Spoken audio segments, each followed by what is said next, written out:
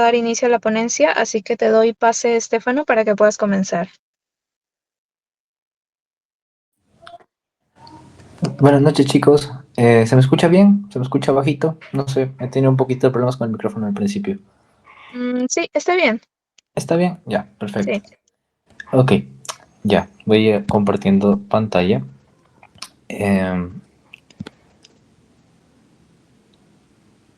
Ya, creo que ya se puede ver. Sí, ok. Buenas tardes, buenas noches, chicos, ya. Buenas noches. Bueno, para comenzar, pues vamos a hablar hoy al respecto de la replicación del ADN. La replicación del ADN, bueno, un pequeño contexto fuera de lo teórico. Esta clase normalmente, no sé, me parece que Alonso sí lo explicó en su introducción al curso, pero igual quiero refrescarles de memoria, de que replicación se da la clase junto a la clase de núcleo.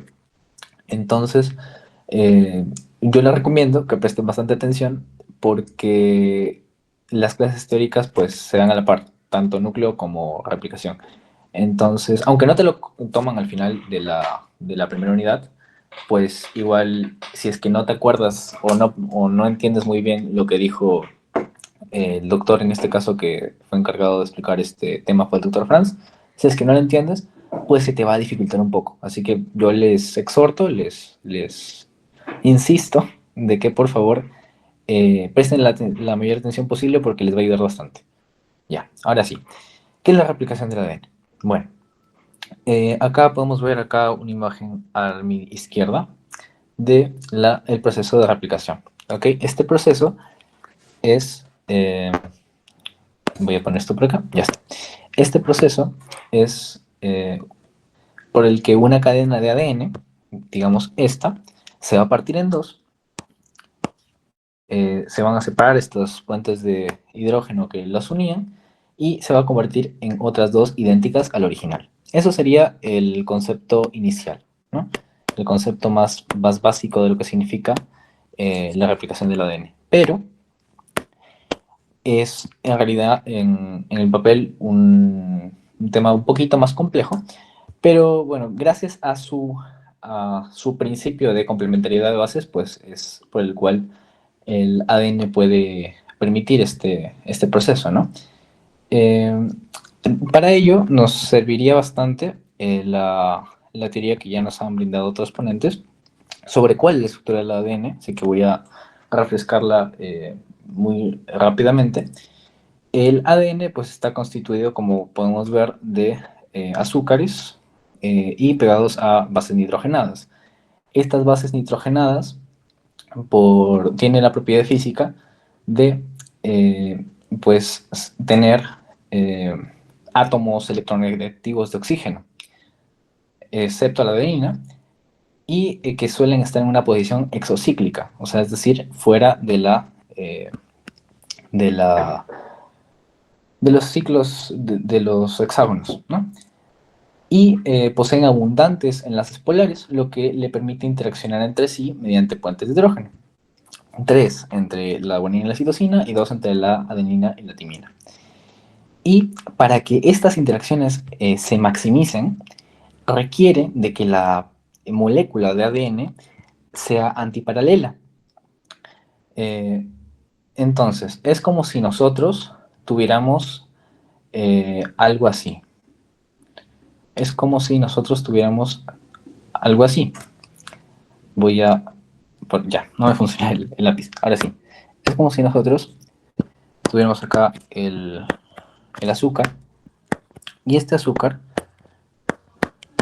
pues, va a estar unido a esta base nitrogenada, que acá es un pentágono, y acá es un hexágono.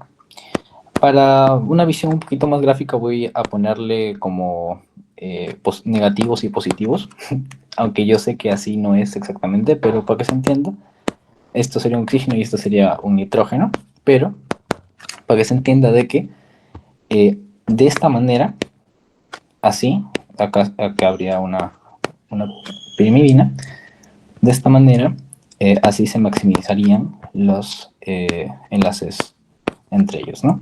Primero va. Primero así y acá, ¿no? Entonces aquí se unirían y aquí se unirían. Entonces por eso es importante. Ahora, pasando eso, ¿cuál es la importancia realmente de la obligación del ADN? Bueno, nosotros como sabemos, las células están vivas, entonces como todo ser vivo va a cumplir un ciclo. Este ciclo es el ciclo celular. Y como podrán recordar, pues las células se suelen dividir también en dos hijas idénticas. Entonces, eh, un, la mitad de, bueno, o una de las cadenas va a ir para la célula que precedió y otra para la célula nueva. Y durante el ciclo de vida, de nuestro ciclo de vida, pues esta división se va a dar muchísimas veces. Entonces es necesario para la vida de que se mantenga igual la, el, el genoma, vaya, el contenido del ADN. Porque si no, pues podría ocasionar varias enfermedades y pues sería peligroso, ¿verdad? Bueno, aquí, esta es una de las partes ya que más vienen, digamos, que serían las características del ADN. Tienen que memorizárselas, las características del ADN son seis, que es semiconservativa, que tiene una dirección de crecimiento o se ensambla solamente de 5' a 3', que es bidireccional, que es multifocal, asimétrica y asincrónica. Ya, ¿qué significa que es semiconservativa? Acá podemos ver una imagen de el RAES. Salió un poquito pixeleada, pero creo que se puede observar de que en el ADN, pues vamos a ver a la molécula original, que está compuesta por dos hebras parentales, así se le llamaría, y cada una de estas hebras parentales está originando una hebra nueva. Y al final, esa hebra nueva, con una de las hebras parentales, va a formar una nueva molécula. Entonces, ¿qué quiero decir con esto? Que se va a conservar una de las hebras paternas, por lo tanto, es semiconservativa. A eso se refiere, que se va a conservar una de las hebras paternas, es decir, que se va a construir, como dice acá, una hebra nueva a partir de una de las dos hebras parentales eh, del ADN, de la molécula de ADN original.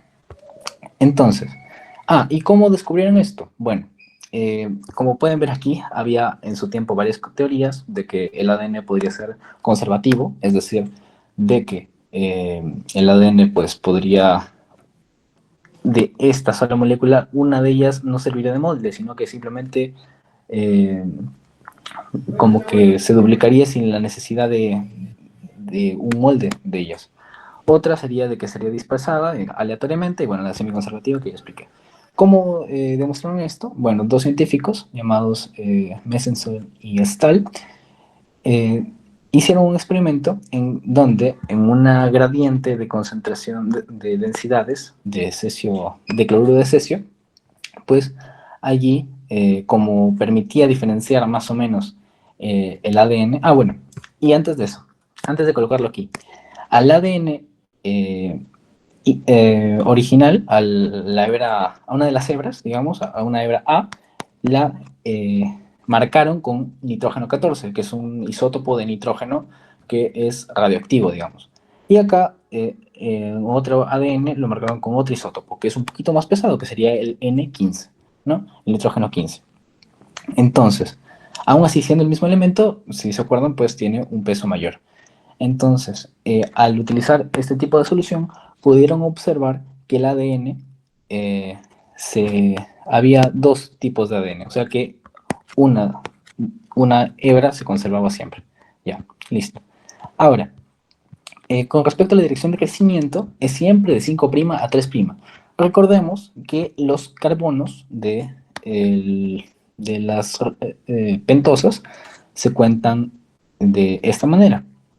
Acá sería el carbono 1, acá sería el carbono 2, acá sería el carbono 3, el carbono 4 y el carbono 5. Ok, acá me faltó escribirle la P de fosfato. Este sería un fosfato. Y aquí, en este carbono 3, siempre va a haber un OH libre. Ok, muy importante recordar eso. Entonces, siempre se va a sintetizar así. O sea, que a partir de este OH libre, el OH libre va a atacar nucleofílicamente, ya vamos a entender un poco qué significa eso, pero va a atacar nucleofílicamente a otro fosfato, a otro nucleósido trifosfato, y con ello, bueno, el ataque no sería a este punto, el ataque aquí, un pequeño error, el ataque no sería este punto, sino sería aquí. A este punto sería el ataque. Entonces, al romper aquí, el OH puede unirse con el siguiente azúcar, digamos, ¿no? O el siguiente nucleótido, porque también tiene una base nitrogenada acá, ¿no? Ya, bueno. Es lo mismo que está aquí, es lo mismo que quería mencionar aquí, si lo ven. ¿Ven? Ya, esa es la dirección de crecimiento. Ahora, ¿por qué se da así? ¿Por qué ocurre este ataque nucleofílico? Ya, ataque nucleofílico, para explicarlo una vez, significa que el OH eh, busca su estabilidad donando 2 electrones, o bueno, donando electrones, lo suficiente como para unirse a este fosfato, y así alcanza la estabilidad. Entonces, ese es un ataque nucleofílico. ¿Ya? Listo. Eh, entonces, las nuevas cadenas deben polimerizarse desde su extremo H libre del carbono C3' de la ribosa. Ya, pero ¿por qué? ¿Por qué es así y no puede ser de otra manera? Ya, básicamente porque eh, a nivel energético es mucho más favorable. ¿A qué me refiero con esto? Me refiero a de que, por un momento, supongamos de que sí se puede crecer en sentido 3', 5', que no es cierto, ¿eh? Pero que supongamos por un momento que sí se puede. Si es que fuera así, pues normal, ¿no? El problema es de que, si ven, la energía utilizada para que se pueda unir este nucleótido proviene del mismo nucleótido. ¿Sí? Creo que se entiende eso. Entonces, como viene del propio nucleótido, al cortarse, pues, o sea, proviene de aquí. Si vamos de 3' a 5', proviene de aquí. A eso me refiero. ¿Ya? Entonces, proviene de acá. En cambio, si es que fuera... Primero vamos con el crecimiento hipotético que les decía. Ya. Una vez unido aquí, depende de este nucleótido. Pero pongámosle que la polimerasa se equivoca. Si es que se equivocara, hay un proceso que se llama corrección de pruebas, que ya lo vamos a desarrollar más adelante, pero es un momento en el cual corrige su error la polimerasa, ¿no? Por ejemplo, que acá tenga que haya tenido que poner una guanina, pero en vez de poner una guanina, puso una adenina. Entonces, ahí, bueno, va, va a quitar ese nucleótido que se equivocó y va a incluir, y debería incluir el que debería estar. Sin embargo, ya no puede. ¿Por qué? Porque la energía que gastó para unirse al inicio provino de acá. Y como ya lo cortó aquí, ya no hay más energía. O sea, ya se llama un enlace fosfanhídrido entre dos fosfatos. Ese enlace fosfanhídrido ya no existe porque ya se cortó antes. Entonces no puede unirse y por lo tanto ahí se detendría toda la replicación. Ya no podría seguir viviendo la célula prácticamente. ¿Sí se entendió eso? Quisiera que me confirmen, por favor.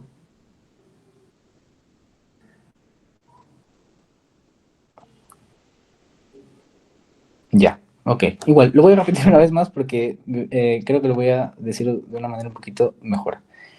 Que el enlace, hay diferentes tipos de enlaces. Si vamos aquí, y hay diferentes tipos de fosfatos. El fosfato que está más cercano a la ribosa se llama fosfato alfa. Y los siguientes, pues, siguen ese orden. Alfa, beta, gamma. Ok. Si en un principio, para que se una en la dirección que nosotros queríamos, que era 3', 5', tenemos que romper entre el carbono alfa y beta de, el, de los fosfatos que están aquí, eh, pues perderíamos la energía para recuperarnos si es que nos equivocáramos, ¿ya? Ok, lo dije de otra manera que creo que se entiende un poquito mejor. Ya, ahora sí, sigamos. Es bidireccional. ¿Por qué es bidireccional? Bueno, esta es una de las más sencillas. ¿Por qué? Porque la horquilla siempre se va a abrir en dos direcciones. Así y así. ¿Ok? La horquilla siempre va a ir avanzando así. O sea, una vez que ya se replicó esta zona, vuelta, esta zona de aquí va a acompañarla así. Y se va a abrir. ¿Sí? Ya. Eso significa que es bidireccional, que se abre en ambos sentidos. ¿Y por qué esto es importante? Porque de esta manera la replicación dura mucho menos. Si es que la replicación eh, se mantuviera, eh, digamos, solamente hubiera un único, un único desplazamiento de la horquilla, por ejemplo, solamente ese ya, pues demoraría muchísimos años en terminar, porque como recordamos, son moléculas muy, muy grandes. Entonces, de esa manera permite agilizar el proceso. Y este es otro método para agilizar el proceso, que sea multifocal. En procariotas solamente existe un origen. En las bacterias cuando se replican solamente se replican desde un solo punto, que se llama un ORI, ¿no? Bueno, así se le denominó en la bacteria prototipo, que sería la Escherichia coli. Pero en nosotros, como nuestro ADN y nuestro genoma están, es más complicado, digamos, somos seres superiores a nivel de complejidad de funciones biológicas, pues necesitamos varios tipos, o no varios tipos, sino varios orígenes en diversas zonas, ¿sí? Varios estudios han retratado, por ejemplo, en levaduras, que tiene hasta los orígenes tienen una propia estructura, pero en los mamíferos, eso es un dato que no creo que les venga, pero lo estuve leyendo, suele estar asociado a la lámina B, que bueno, ayer lo explicó Mateo de una manera bastante interesante. Pero ya, eso entonces, que es multifocal también la replicación. Y ahora, por último, voy a borrar esto, que quería explicarlo, no sé por qué se quedó ahí. Ya, que es asimétrica. ¿Qué significa que sea asimétrica? Bueno, que al momento de replicarse hay dos tipos de hebras. Una hebra adelantada, líder o conductora, la cual va a tener una síntesis continua, y eh, una hebra rezagada o retrasada. Para eso quiero que me sigan acá con un dibujito, ¿ya? Aquí sería, imagínense que a esta parte le vamos a hacer zoom, ¿ok? Vamos a hacer zoom por acá. Ahora, digamos, supongamos, acá vamos a tener una hebra que arbitrariamente nosotros le vamos a poner que va a ir en dirección 5', 3', ¿sí? Todo el rato. A esa dirección va a ir 5', 3'. Ya, listo. Entonces, esta cadena al separarse, bueno, acá va a estar la otra cadena, la voy a poner de un color morado, acá. Y esta otra cadena, que va a ser complementaria, como va a ser complementaria, va a ir al revés, 5', 3'. Ya, bueno. El caso, como nosotros ya establecimos que tiene sí o sí que la dirección de crecimiento ser de 5' a 3', pues inevitablemente vamos a tener que comenzar desde aquí.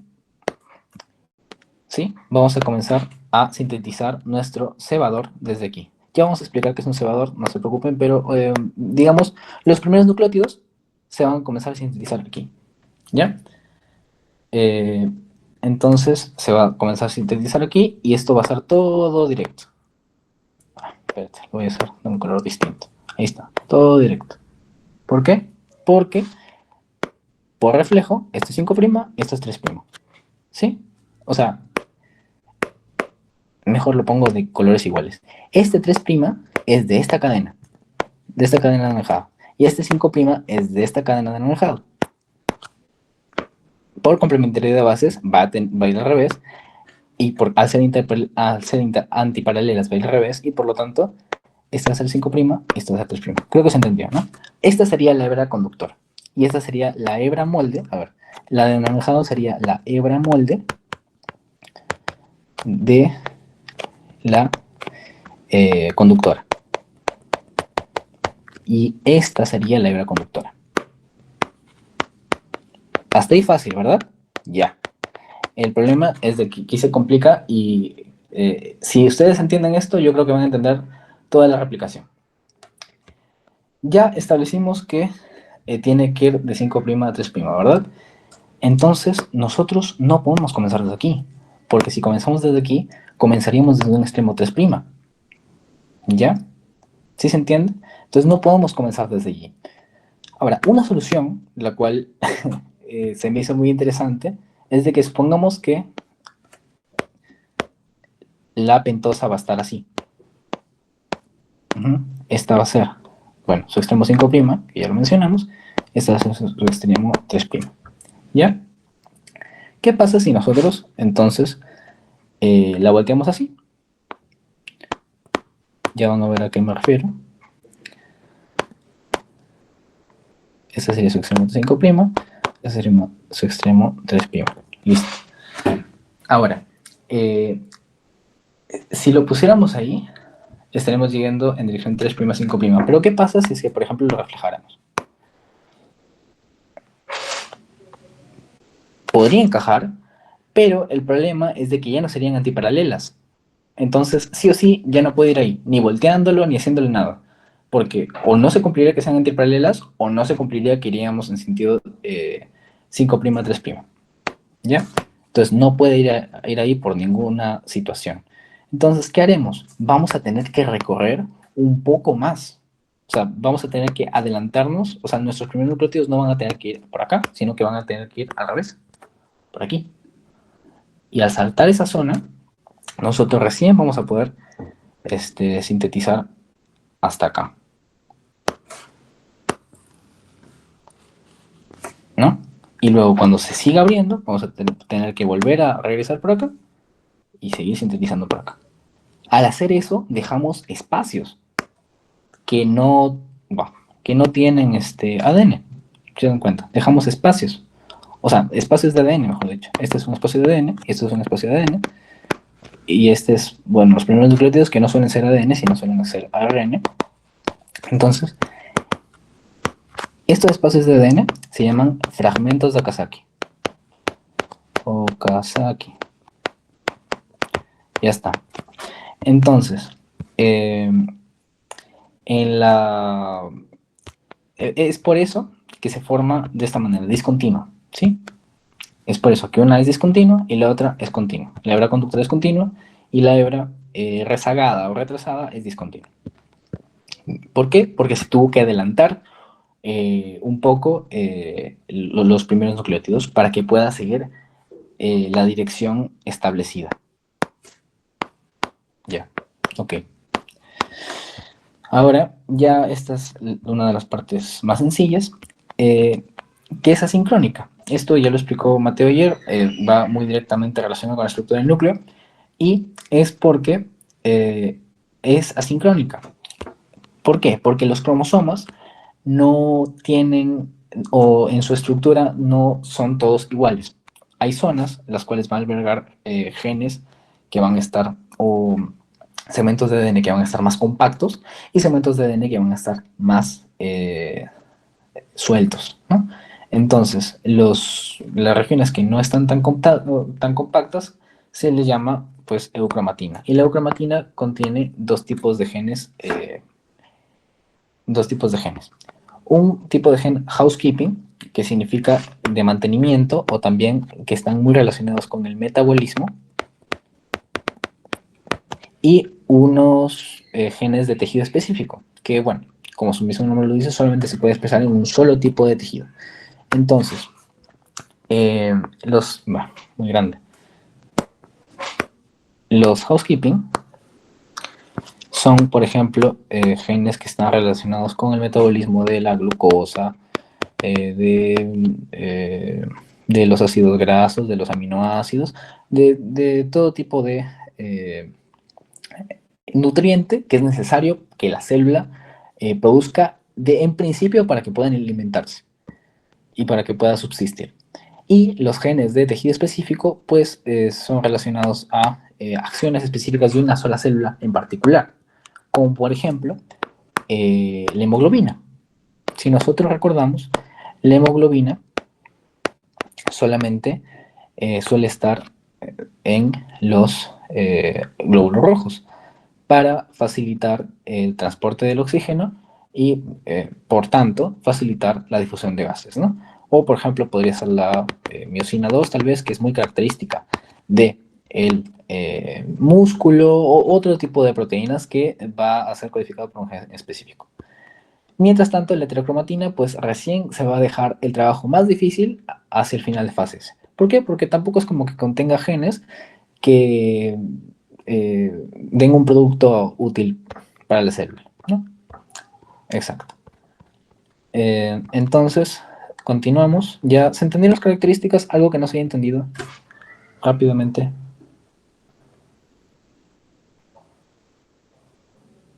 ¿Todo claro? Bueno, ya, ok, espero que sí. Sigamos. Entonces, ya vimos las características, ya vimos qué es, ahora vamos a ver los elementos. ¿Qué elementos de la replicación del ADN existen? Se clasifican por su naturaleza química al ser proteínas y al no ser proteínas. Las proteínas más importantes, que acá no están todas, son solamente las más importantes, tenemos a la helicasa, las polimerasas, su factor de procesividad de las polimerasas, el cargador del factor de procesividad de las polimerasas, las proteínas de cadena a unión, no, de unión a cadena simple, o sea que se unen solamente una cadena del ADN, de la molécula de ADN, la primasa, las topoisomerasas y la ADN ligasa. Todas las vamos a ver a detalle primero y luego vamos a integrarlas en un esquema más grande. Y requerimientos no proteicos de las cuales las proteínas se van a ayudar. En este caso el ADN molde, que ya vimos a detalle, los desoxinucleósidos trifosfato, como puede ser la desoxiadenosina trifosfato y los demás, el magnesio, el ion magnesio, que es muy importante el ion magnesio, uno de los más importantes, y bueno, los cebadores, ¿no? Que suelen ser desoxi, no, que suelen ser ribonucleotrifosfatos, no son desoxi, por si acaso, o sea, están más relacionados con el ARN. Listo. Ok, entonces vamos a hablar sobre las ADN polimerasas en primer lugar porque son las enzimas más importantes de este proceso.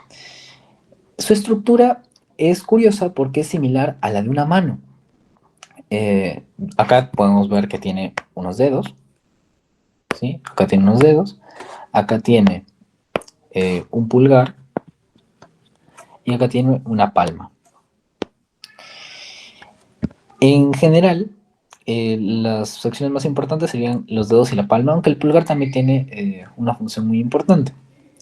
A ver, acá están escritas. ¿Qué hacen los dedos? Los dedos dentro de la polimerasa van a acercar, van a aproximar los nucleótidos, los nucleósidos trifosfato necesarios hacia el sitio catalítico. Y para ello va a hacer un movimiento como de flexión, como si estuvieras llevando tu mano hacia tu palma. Eso hace la polimerasa. Y para ello, a la vez, también dobla el ADN para acercarlo a los nucleósidos trifosfato. ¿Sí? Pero esta es la función principal. Acerca a los desoxinucleósidos trifosfatos al sitio catalítico. Y el sitio catalítico se encuentra en la palma. Y esta palma es la zona más importante porque es la cual donde se van a ensamblar estos nucleótidos. Y también va a contener iones magnesio. Contiene también una región exonucleasa 3'5', que está muy relacionada con esta función que vemos aquí. Y estabiliza la cadena hija, ¿no? Que esto es una función adicional. ¿Y cuál es la función del pulgar? Bueno, el pulgar, aparte de estabilizar, le da procesividad a la enzima. ¿Qué es procesividad? La procesividad es una característica que igual acá abajo está escrita, es la característica de cualquier enzima que genere polímeros. En este caso, nosotros estamos viendo que el ADN es un polímero de nucleótidos. Cualquier enzima que genere polímeros tiene un grado de procesividad. Y ese grado de procesividad, acá dice, está en cuántos nucleótidos puede ensamblar sin separarse del ADN molde. Es decir, cuánto puede hacer su función, cuántos nucleótidos puede trabajar sin soltarse, sin cansarse. ¿Ya? Esa es la procesividad, es la fluidez de la síntesis, si lo podemos resumir. ¿Ya? Eso es. Entonces, este se denominaría como un factor de procesividad intrínseco. ¿Qué fue aquí? A ver un ratito. Un factor de procesividad intrínseco. Mientras que más adelante vamos a ver que hay factores de procesividad extrínsecos, es decir, que son proteínas que no pertenecen propiamente a la enzima, a la estructura general de la enzima. Ya, listo. Ahora, otra característica que se repite bastante en los libros es que la polimerasa contiene o posee una alta fidelidad. ¿Qué es esto? Que se equivoca muy poco, casi nunca se equivoca. Ya vamos a desarrollar eso más adelante, de por qué casi nunca se equivoca, pero eh, tiene una alta capacidad, tiene una capacidad muy grande para aparear correctamente las bases y para reconocer la geometría de los azúcares, ¿sí? Para discriminar una, eh, entre una desoxirribosa y una ribosa. En cambio, en cambio no. Ya eso sería para otro título. Solamente quédense con esto. Listo. Es progresiva y tiene alta fidelidad. Y aparte, pues, contiene esta función exonucleasa. Lo que ocurre es que si es que se equivoca la polimerasa, centrémonos aquí, si es que se equivoca la polimerasa, lo que hace es que para todo su proceso de síntesis y viaja hasta atrás. O sea, centrémonos aquí. Aquí. Aquí estamos. Entonces, este es el sentido, el crecimiento real, ¿no? Acá es la cadena que está yendo de 5' a 3' y por lo tanto va a seguir creciendo así ya. ¿Sí? Si es que se equivocara en este proceso de corrección de pruebas, pues va a eliminar esto, o sea, es como si retrocediera y pone otro. ¿Sí? Eso es lo que pasa. Retrocede, es como un botón de borrar. Es como el botón de borrar de tu computadora. Borra esto y ensambla otro. Listo. Entonces, esa es su función, es un inglesa 3', 5'. Hay una única polimerasa que no es de nosotros y que es de las procariotas, que sí tiene una función 5', 3' exonucleasa. ¿Qué quiere decir? Que puede borrar, no solamente retrocede, sino que podría borrar así, hacia adelante. Una cosa loca, que solamente tiene... ¿Se sigue viendo la pantalla? Sí, ¿no? Ya, no sé qué pasó. Apareció un anuncio, no sé. Bueno, ya. Pero ya, nosotros no lo tenemos. Quedamos con que tenemos una actividad exonucleasa 3', 5'. ¿Qué significa? Que la polimerasa retrocede y hidroliza la base mal apareada y luego sigue su camino. Ok. Con respecto a la clasificación de las polimerasas, pues dependiendo de según el organismo que lo estamos viendo, nosotros hoy nos vamos a concentrar en las eucariotas.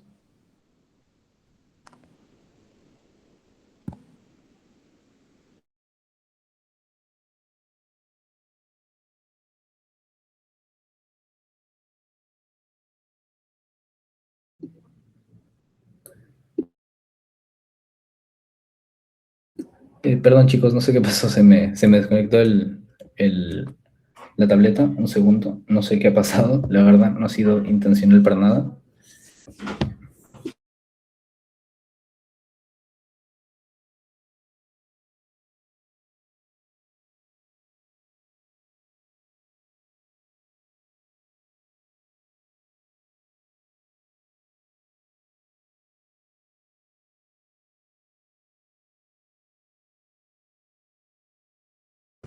Ya volvimos. No sé qué pasó, ya está. A ver, vamos a seguir compartiendo pantalla. Me quedé en, me quedé en la clasificación de las polimerasas. A ver, rápidamente, ¿ya? Las polimerasas más importantes son tres, en este caso, las que nos competen. Son, está iniciando el programa, ya. Las polimerasas más importantes que nos competen hoy son tres. La alfa, la gamma, la alfa, perdón, la delta y la epsilon. La gamma, le explico el último, ¿sí? La alfa, la delta y la epsilon. ¿Qué hace la beta y la gamma? Bueno, la gamma es para la replicación del ADN mitocondrial y la beta está relacionada para un proceso específico de la reparación del ADN, que sería la reparación por escisión de bases, que es una reparación muy fina, que no se estudia aquí, se estudia más en genética, pero que igual, bueno, es un datito que le sirve. ¿Ya? Entonces, las más importantes son la alfa, la delta y la epsilon. La alfa es importante porque, como veremos por aquí, tiene una función de poner el primer, ¿sí? Una función primasa. O sea, poner los primeros nucleótidos para que pueda comenzar la polimerización. Pero, a su vez, recordamos que es una ADN polimerasa, o sea, tiene subunidades primasa, pero también tiene subunidades polimerasa, entonces va a poner algunos nucleótidos de ARN y va a poner algunos nucleótidos de ADN, ¿sí? Combinados, aunque más de este. Ok. ¿Qué hace la epsilon? Bueno, la epsilon se va a encargar de la replicación de la cadena líder, la de la cadena conductora, la que expliqué por aquí. Y la ADN polimerasa delta es la responsable de la replicación de la cadena rezagada. Esta, la cual es saltacional, digamos. Acá participa la alfa, y acá participa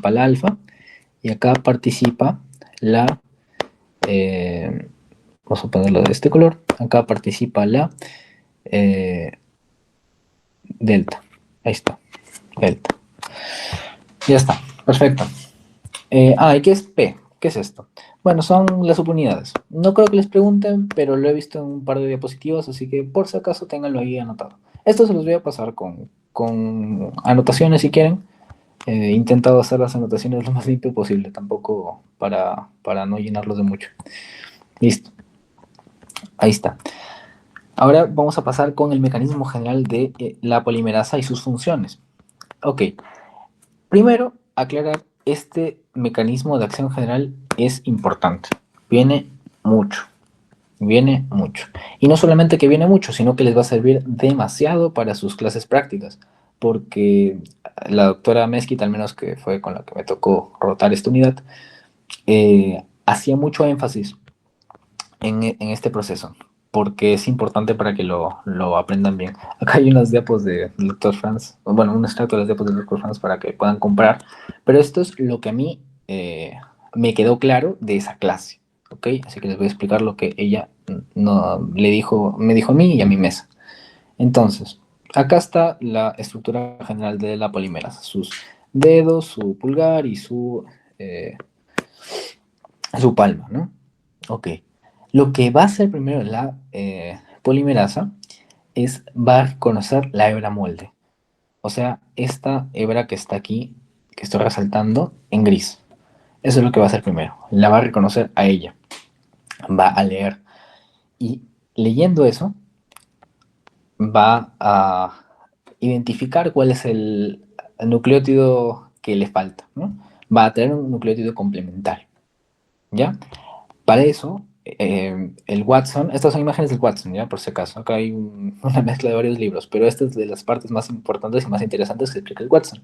El Watson explica que los dedos, en el dominio dedos de esta enzima, posee una hélice alfa, como todas, pero que acá adquiere un nombre especial, que se denomina como hélice O. Esta hélice O del ADN polimerasa, cuando está abierta, es decir, cuando va a entrar un nuevo desoxinucleótido trifosfato, que va a ser el complementario, esta le va a empujar, ¿ya? Este es lo que les dije al principio, ¿no? De lo que hace el dominio de dedos. ¿Qué hace el dominio de dedos? Acerca los desoxinucleósidos trifosfato a el sitio catalítico. Entonces, eso va a ser la hélice O, ¿sí? Por medio de este residuo de tirosina, que es importante porque va a establecer directamente una interacción hidrofóbica con las bases y va a estabilizarla al lado, ¿no? Entonces es importante ese dominio de tirosina. Y mientras tanto, la arginina y la lisina de esta hélice lo que va a hacer es que van a desestabilizar los fosfatos del desoxinucleósido trifosfato entrante para que se hidrolicen de una manera más sencilla, digamos. Bueno, no hidrolicen, para que se rompan por medio del ataque nucleofílico de este 3'OH. Entonces, esas van a facilitar el ataque nucleofílico. ¿Cómo? Desestabilizando estos fosfatos. A su vez, los iones magnesio que van a estar por acá también van a estar ayudando a desestabilizar. Entonces, los iones junto a la lisina y la arginina van a desestabilizar los fosfatos y van a permitir el ataque nucleofílico. ¿Sí? Eso es básicamente lo que quería decir. Y esto es por un lado. Y por otro lado, dentro de... esto sería ya el dominio palma. Esto sería ya la palma de la ADN polimerasa. Dentro de la palma va a haber aminoácidos discriminadores. Va a haber aminoácidos que van a detectar si es que el azúcar de la cadena del nucleósido trifosfato que va a entrar, si el azúcar del desoxinucleósido trifosfato que va a entrar va a ser el correcto o no. Porque si es que tiene un OH, acá va a haber otros aminoácidos con otras cargas que van a repeler esta OH y que no van a permitir que entre. Y por lo tanto, no se va a ejercer de una manera correcta este ataque nucleofílico. ¿Sí? Estas son de las dos maneras que se atrae al nucleótido complementario. Una, utilizando un aminoácido específico y aminoácido específico como la tirosina, que va a acercar directamente por medio de una atracción electrostática y por medio de una interacción hidrofóbica entre las bases, junto con iones positivos que van a desestabilizar a los fosfatos del desoxinucleósido trifosfato y aminoácidos discriminadores en la palma que van a detectar el azúcar correspondiente. Listo. Luego, pues algo sencillo, ¿no? Se van a formar los puentes de hidrógeno. ¿Sí? Después de haber ocurrido este proceso, recién ahí se van a formar los puentes de hidrógeno. En estos puentes de hidrógeno se van a aparear, ¿no? Ahora, es importante esto porque si es que hay un apareamiento de bases incorrecto, pues la geometría de la molécula se va a ver dañada y por lo tanto pues va a tener que retroceder la polimerasa, ¿no? Bueno, listo. Y el cuarto paso sería el ataque nucleofílico, que ya lo vimos arriba, simplemente he recortado la imagen de arriba, que sería que el OH al tener electrones de más, pues los va a utilizar para unirse a este fosfato. ¿Ok? Y por último, pues se va a adicionar este fosfato. ¿Sí? Acá se adicionó el fosfato. Ese sería el paso 5. El paso 6 sería de que, como ustedes pueden ver, los dedos están aquí flexionados. En el paso 6 lo que va a pasar es que los dedos se van a relajar. Y acá se ve más claramente. Acá se ve más claramente. Los dedos acá, de estar así, ahora están un poco más relajados. Ese sería el paso 6, la relajación de los dedos. El paso 7 sería, estos se dan de manera casi simultánea, el 6, el 7 y el 8. Pero en la facultad les gusta hacer diferenciación porque les gusta que los detalles moleculares sean finos. Entonces, aunque estos ocurren casi a la misma vez, pues igual se consideran en pasos distintos. El siguiente paso pues sería la traslocación del ADN en un par de bases. O sea, si es que esto estaba aquí en el sitio catalítico, bueno, ya salió del sitio catalítico y va a dejar la oportunidad a otra base para que entre otro desoxinucleósido trifosfato. Y bueno, como dije, pues el centro activo se va a preparar para recibir a otro desoxinucleósido trifosfato. Súper importante que me hayan entendido esto. Por favor, no se los olvide, practíquenlo bien. Igual van a tener esto. Y bueno, para que lo comparen, porque esta es una fija de teórico. ¿Qué pasa? De que aquí les van a hacer eh, dibujar no, aunque puede ser, ¿no? Pero no creo. Lo que más les hacen hacer es ordenar. Les van a poner las oraciones por sí solas, les van a decir, ordena esto aquí, pon el uno, pon cada paso en su lugar, cuál es primero, cuál es segundo, cuál es tercero y así. ¿No? Esto sería lo que deberían memorizarse si es que aparecen en sus diapositivas. Háganle mucho caso en sus diapositivas. Esto es solamente una ayuda de cómo yo lo entiendo y de cómo la doctora Mezquita pues lo explicó. Y lo más probable es que va a venir casi igual, ¿ok? No se asusten por ello. Simplemente lo puse acá para que lo comparen porque a veces difieren algunos pasitos que, pues bueno, como sabrán, pues los doctores no están de acuerdo en todo, pero en la idea general espero que se haya entendido. Bueno, a continuación. Eh, Les dije que la polimerasa tenía una alta fidelidad. ¿Qué significaba eso? Que casi nunca se equivoca. ¿Pero por qué casi nunca se equivoca? Porque su tasa de error es mínima. Su tasa de error es muy pequeña. Es de 1 en 10 a la 10. O sea, es uno por cada 10.000 millones. ¿Sí? Es muy poco. ¿Pero por qué? ¿Por qué es tan poco? Bueno, eh, si lo analizamos por separado, podemos ver aquí, bueno, el cuadro está en inglés porque el Alberts, que en mayor calidad que tengo, está en inglés, pero igual creo que se puede entender. Eh, el primer paso y en que menos se equivoca es en la polimerización directa, de 5' a 3'. ¿Qué pasa aquí? Que solamente ocurre un error en cada 100.000. O sea, de cada 100.000 veces que añade un nucleótido, uno se equivoca. ¿Y por qué podría equivocarse? Bueno, hay procesos un poco aleatorios, digamos, de la química, y es que existe un proceso espontáneo, totalmente espontáneo, y que nadie normalmente se lo espera, que es de la tautomería. A ver, lo voy a poner con una letra un poquito más gruesa para que se note mejor. Tautomería. ¿Qué es la tautomería?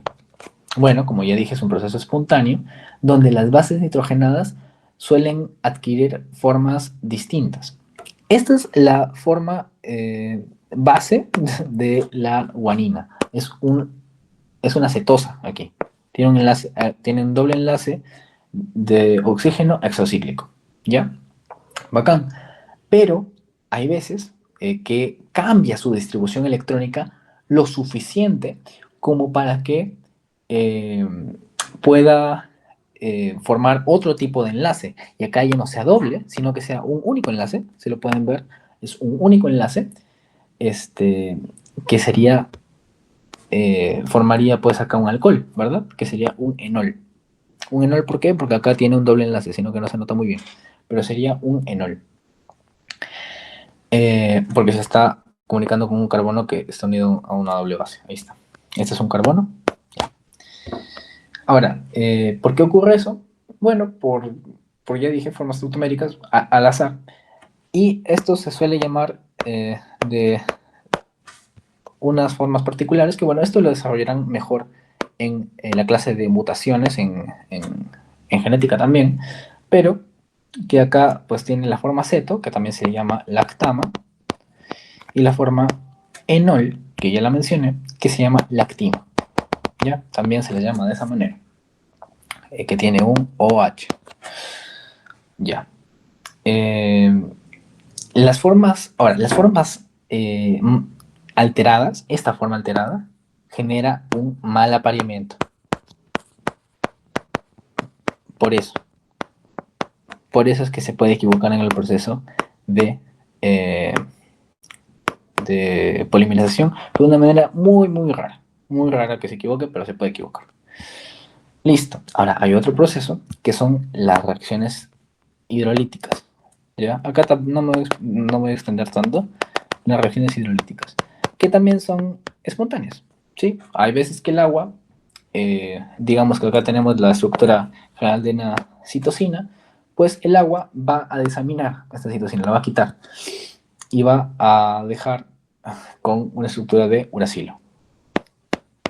Esta es la más recurrente y es a la que no sé por qué, pero el doctor Franz una vez lo dijo y lo tengo por aquí anotado, de que esta variación se le llama tau, porque recuerda como los cuernos de un toro. La verdad que creo que se refiere a esto, pero bueno, un dato por ahí que lo dijo. Ya. Y bueno, hay otras más, ¿no? Hay otras reacciones hay otras reacciones hidrolíticas espontáneas. Eh, y bueno, para entender un poquito mejor esto, es de que esto ocurre, ¿por qué? Porque las bases no nitrogenadas son bases débiles. Son bases débiles. Si recordamos un poquito de química general, pues las bases débiles son las cuales se pueden protonar. Se pueden protonar. Y por lo tanto ocurren estas cosas tan raras, ¿no? Entonces, eso es lo que ocurre. Y eso son un par de razones por las cuales se podría equivocar en este primer punto. Ahora, luego también hay otros momentos en los cuales se puede equivocar. Esto es lo que me gustaría que se lleven de esta sección. De esta sección de aquí, me gustaría que se lleven esto.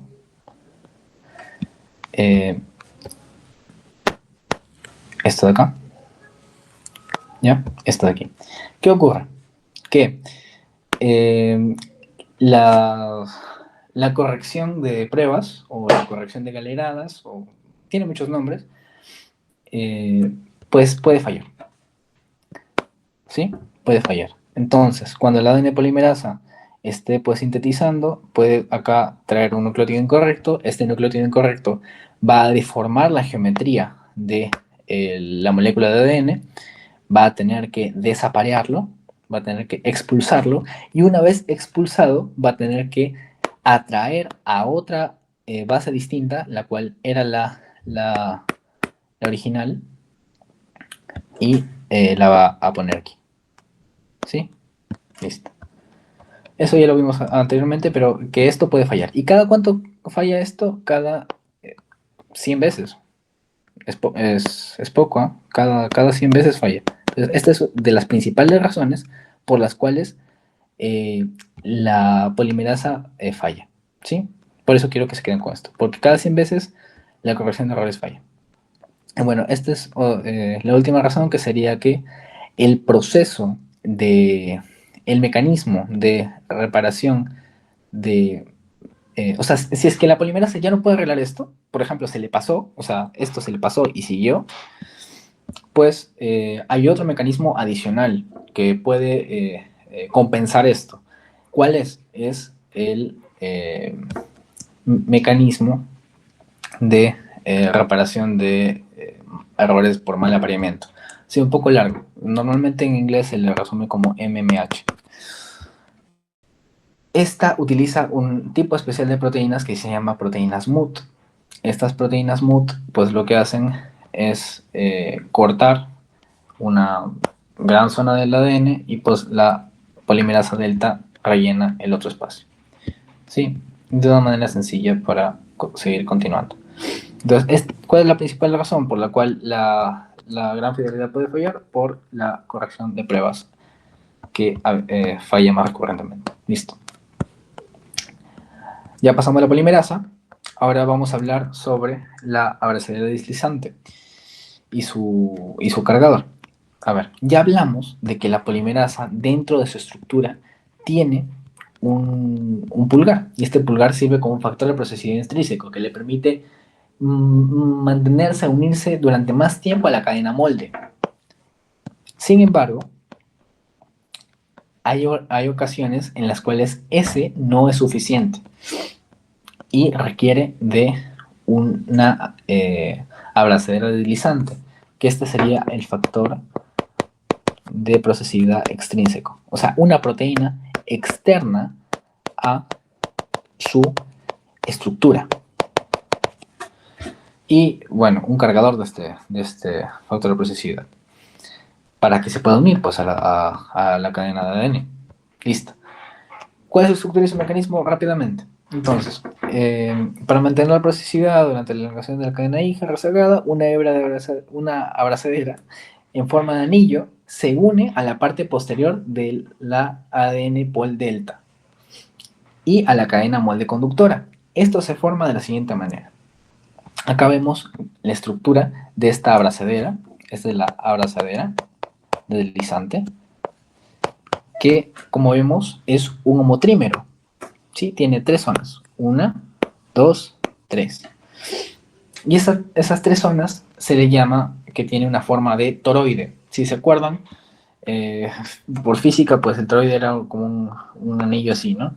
El cual pues se le ponía fibras eléctricas, fibras por donde conducían electricidad, ¿no? Bueno, algo parecido, como una dona, ya, algo parecido. Ya, sin embargo, en esta abrazadera no se va a poder unir por sí sola al ADN. Va a necesitar de un cargador. Este cargador se va a llamar factor de replicación C en eucariotas, o RFC para los amigos. RFC va a ser el encargado de unir a la abrazadera al ADN. ¿Cómo? Mediante una hidrólisis de ATP, que va a favorecer un cambio conformacional. Cambio conformacional es una palabra que tienen que añadir a su vocabulario. Si no la han agregado, pues deberían agregarla porque es algo que vamos a utilizar bastante a lo largo del ciclo, que va a permitir que la abrazadera se pueda unir por fin a la cadena de ADN. Y así, pues, se incorpora el ADN delta por detrás y avanzan. Y así, esta pol delta ya no se separa tan fácilmente, porque sin esto sería muy poco procesivo. Listo. Espero se haya entendido. Seguiremos con la ADN helicasa. La ADN helicasa tiene una estructura que es de un anillo hexamérico con unos bucles de unión al ADN. Estos bucles va a ser por los cuales se va a unir el ADN y va a romper esos puentes de hidrógeno. Entonces va a ser la parte más importante. Y estos poros, bucles se van a proyectar hacia el poro. ¿Sí?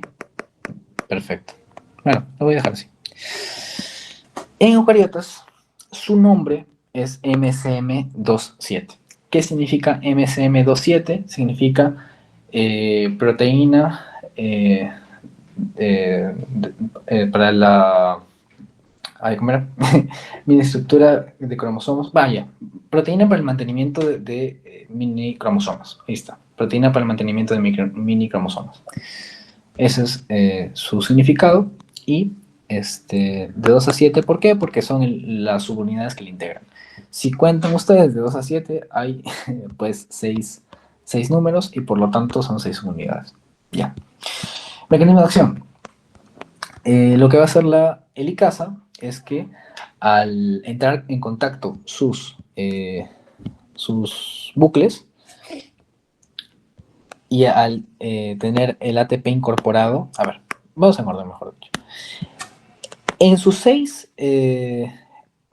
subunidades, no todas tienen ATP. No todas las 6 unidades tienen ATP. Algunas tienen ATP, van a abrir en esta conformación muy parecida a lo que van a ver mucho más adelante en la, ¿cómo se llama esta proteína? La ATPasa. El complejo 5, que bueno, no es un complejo porque no bombea protones, pero se entiende. La ATPasa de la mitocondria en el complejo transportador de electrones, pues va a tener una estructura similar porque en sus partes contralaterales, en sus unidades contralaterales va a tener ATP, va a tener ADP más fosfato inorgánico y va a tener solamente ADP. Estas conformaciones van a ir rotando lo suficiente como para que este ATP que se hidrolizó forma parte ahora de este, ¿no? Se convierte en este. Y luego se va a botar este fosfato y se convierte en este. Y así, van rotando funciones. Lo suficiente como para que haya el número de rotaciones que le va a permitir a la helicasa romper estos puentes de hidrógeno. Los va a romper y por fin los va a separar. ¿Sí? Hay otro dato importante es que se desplazan sobre las dos cadenas. Sin embargo, y esto no he visto que lo califican, pero sin embargo, suele estar más asociada a la hebra líder. Un poco más asociada a la hebra líder. O al menos la mayoría de dibujos la muestran ahí. ¿Sí? Por eso lo menciono. Listo. Ahora, las proteínas de unión a cadena simple, ¿qué es eso? Bueno, son estas proteínas que parecen como manitos que van a tener dos dominios. Van a estar formados por un dominio A y un dominio B, que son muy similares, por no decir idénticos, que en total se van a unir a 8 nucleótidos, sin distinción, ¿ya? Y eh, a los nucleótidos específicamente van a formar interacciones electrostáticas con los fosfatos del ADN, ¿sí? No con cualquier parte de esta cadena, sino con los fosfatos especialmente. ¿Ya? Y tiene dos características muy importantes. Bueno, aparte que en las eucariotas se va a llamar RPA, que va a ser pues, la proteína de replicación tipo A, eh, o proteína de replicación A, tenemos que va a tener dos características. Uno, que tiene una unión cooperativa y una unión dos, no selectiva. ¿Qué quiere decir eso? La cooperativa significa que una vez que una proteína se una a la cadena, va a llamar o va a invitar a que más proteínas se unan a ella. O sea, va a facilitar el ensamblaje de más proteínas detrás de ella. ¿Sí? O sea, si una se unió aquí, eh, digamos que la energía almacenada va a disminuir y va a permitir que se una otra proteína. La energía va a disminuir y va a permitir que otra proteína se una a ella también, aparte de unirse al propio fosfato, y así se van uniendo entre sí y a la cadena también. Esa es la unión cooperativa. Y una unión no selectiva significa que no le importa el tipo de base nitrogenada que sea, ella se va a unir, porque como repito, no se une directamente a las bases, sino que se une al fosfato. ¿Ya? Perfecto. Comprendido eso, vamos con otras proteínas importantes que serían las endonucleasas. ¿Ya? Si recordamos lo que mencioné al principio, aquí, sobre de que el, el- la polimerasa alfa va a tener que ir eh, saltando, este ARN no se puede quedar ahí. Este ARN tiene que salir porque, pues, como sabemos, el ADN no es parte de, eh, del ADN. O sea, los ribonucleósidos triofosfato no forman parte porque no tienen la misma naturaleza química. Entonces, tienen que salir y esa salida es mediada por estas enzimas. Estos nucleósidos iniciales también, ¿eh? En su caso. Estos nucleósidos iniciales también. Entonces, para que se vayan, para que salgan, van a utilizarse estas enzimas. Estas enzimas, acá está un poquito mejor mencionado, acá está el primer de ARN. La RNasa H1 va a cortar todos, absolutamente todos los nucleótidos, hasta dejar el último nucleótido, que es muy interesante porque va a tener una unión distinta. ¿Por qué? A ver, así está. Todos los nucleótidos, pues, tienen un OH acá, ¿no? Sin embargo, este fosfato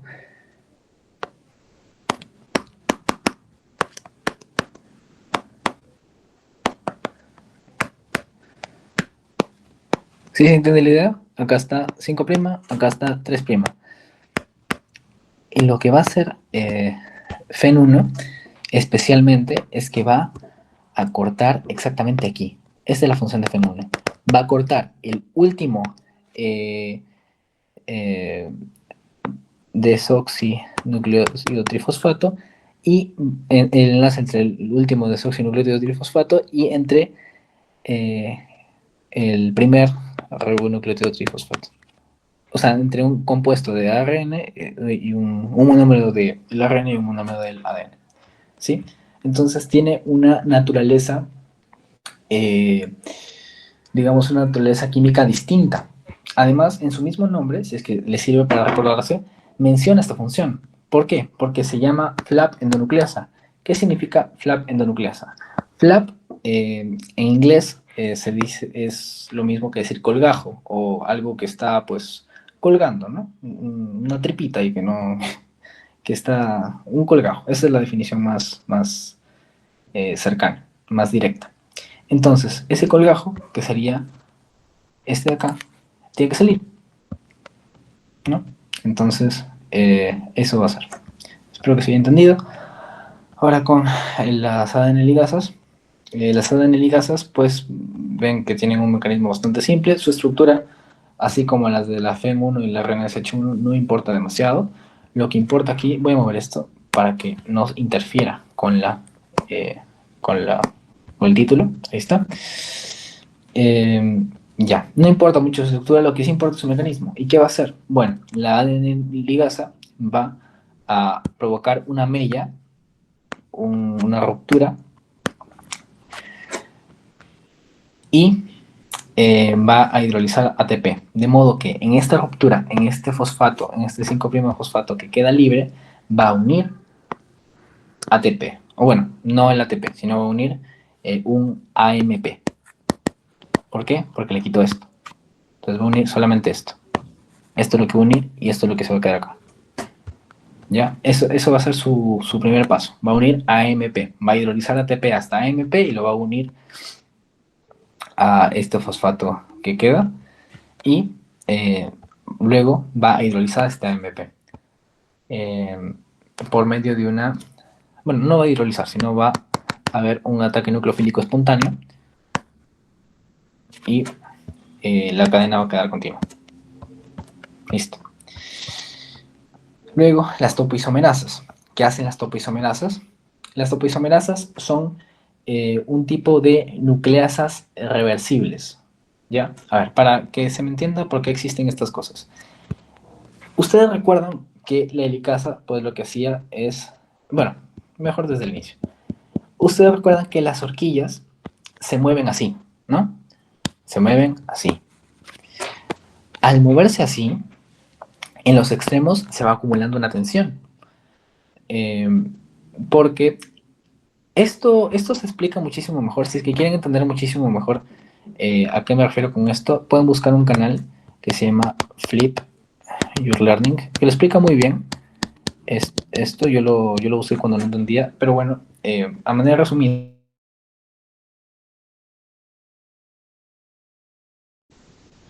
con el desplazamiento de la horquilla y con la ruptura de los puentes de hidrógeno que generan las helicasas, van a aumentar la tensión en los extremos, generando un superenrollamiento, ¿ok? Un superenrollamiento inesperado en esos extremos.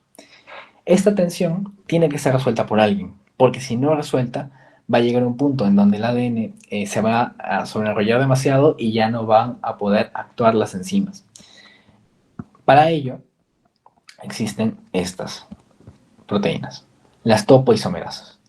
Las topoisomerasas son proteínas que van a, según su función, van a clasificarse en topoisomerasa 1 y topoisomerasa 2. Las topoisomerasa 1 se caracterizan porque solamente cortan una hebra de ADN y también se pueden subdividir en alfa y beta. No voy a mencionar esa subclasificación porque es un poquito más complicado de explicar, tampoco viene. Pero lo importante de aquí es de que pueden ver que la topoisomerasa 1 utiliza en su centro activo, este sería el centro activo de la topoisomerasa, un aminoácido de tirosina. Este aminoácido de tirosina va a formar una unión covalente eh, mediante el ataque nucleofílico de este OH, porque recordamos que la tirosina pues, es un anillo bencénico con un OH, ¿no? Bueno, su cadena lateral, pues, ¿no? Su cadena lateral es eso. Entonces, su cadena lateral va a ejercer un ataque nucleofílico, el cual va a romper la hebra.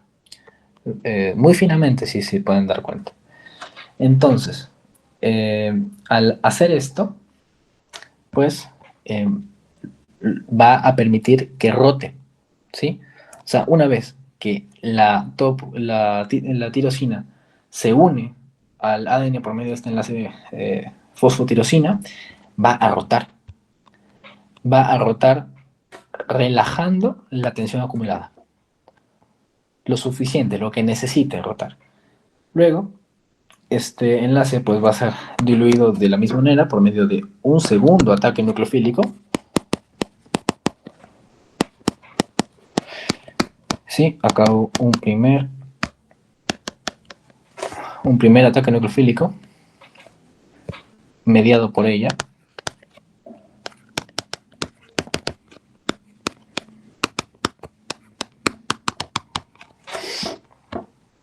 Y un segundo ataque nucleofílico proveniente de la cadena, que va a permitir su liberación.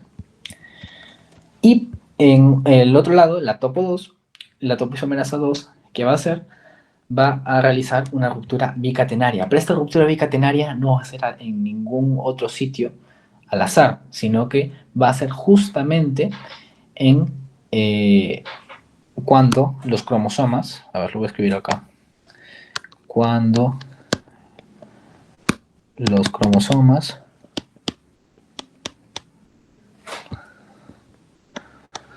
se cruzan entre sí, ¿ya? Cuando las dos hebras de un cromosoma se cruzan entre sí. Las dos dobles hélices, ¿no? Las dos dobles hélices se cruzan entre sí. Y para ello, entonces, va a entrar una topoisomerasa, que como podemos ver en su estructura, está compuesta por dos compuertas. Va a reconocer este sitio y al reconocerlo, va a romper primero uno de los segmentos de forma reversible. En este caso, lo ha roto. Este segmento de aquí lo ha roto. Pero es de forma reversible. ¿Para qué? Para que el segmento que está atrapado, digamos el rojo, pueda pasar a través de esta abertura que ha generado, ¿sí? Haciendo que la compuerta funcione, pues para que pase esta hebra por dentro de la ruptura que ha generado. O sea, una hebra pasa por dentro de la ruptura que generó. Y finalmente la puerta se va a cerrar, dejando libre uno de los segmentos del ADN y reparando el otro, hidrolizando otro ATP.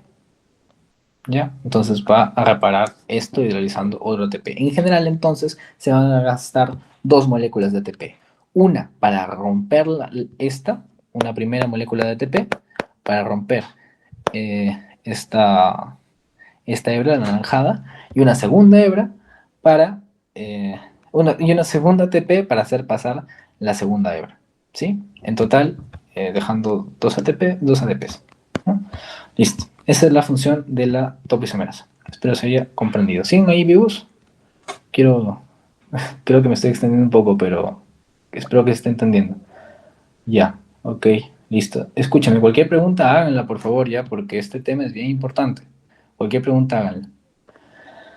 Bien, a ver, acá viene la parte, no es la más larga, simplemente es la que viene más en examen práctico. Eso sí, viene más en examen práctico. Todo lo que les he dicho viene más en teóricos, esto viene más en práctico.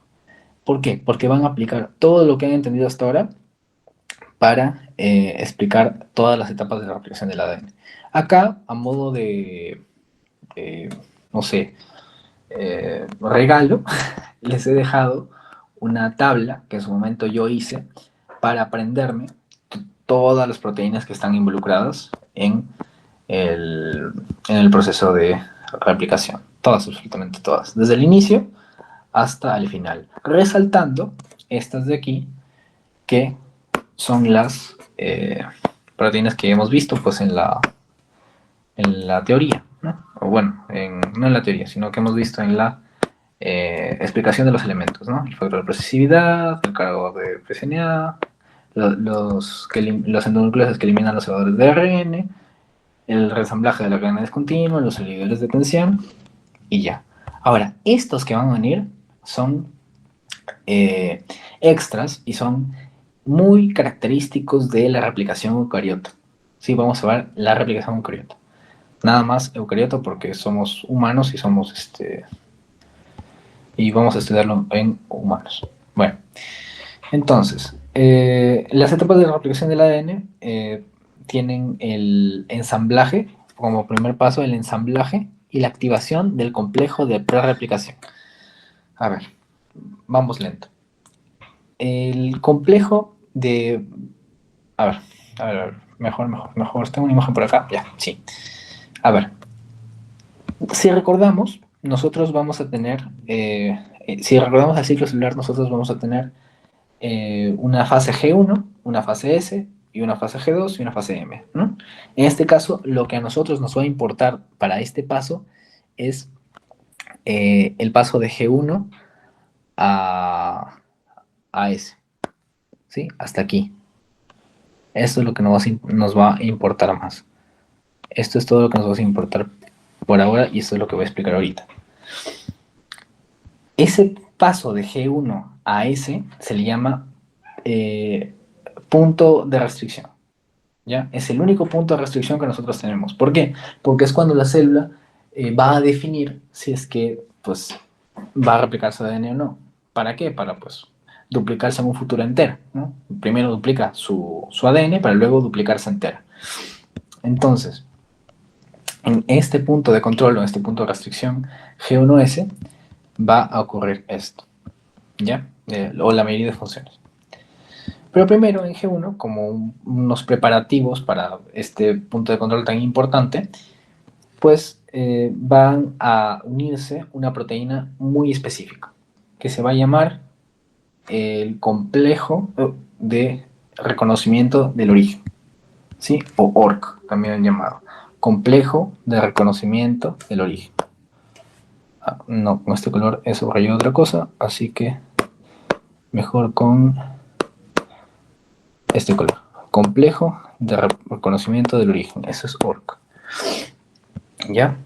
El complejo de reconocimiento del origen va a detectar una región, en la región del origen en los eucariotas que se va a llamar ARS. Y ARS es una región rica en adenina y timina. ¿Por qué?